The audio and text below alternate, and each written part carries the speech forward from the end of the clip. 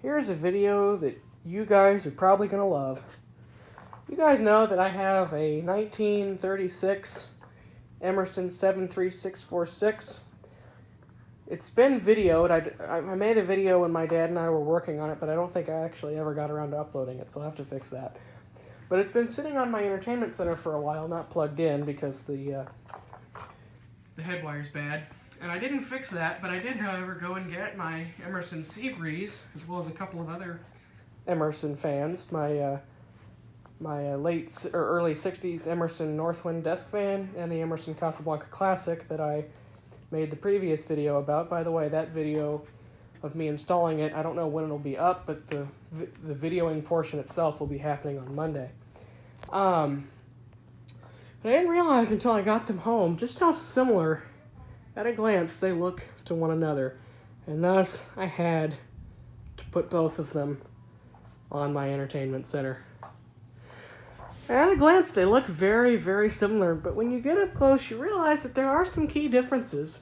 For example, the Seabreeze has this nice little scalloped base here and the 2-speed toggle, the off position in the center, whereas the 73646 has the slide switch like that of the Jubilee that is on the nightstand in my bedroom.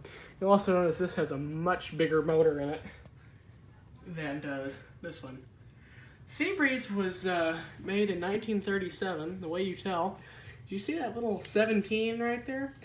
That's a date code, and what you do with that date code is you take whatever it is on Emerson fans. This doesn't really apply to other fans, I don't think, but this is how Emerson did it. You take the date code and you add 20 to it, and that's the year it was made. So this would be from 1937. And while I don't think you'll be able to see the tag from here, I happen to know just from memory, you can kind of see it, but you probably can't read it, that this thing was made in 36. This one does run, but you can clearly see why it's not plugged in. As it oscillates, as seen in the, or as will be seen in the video that we made when we tested it, which will be going up probably immediately after this, there's a piece of bare wire somewhere in here that touches this metal shroud when it oscillates. And of course, when that happens, you get a spark.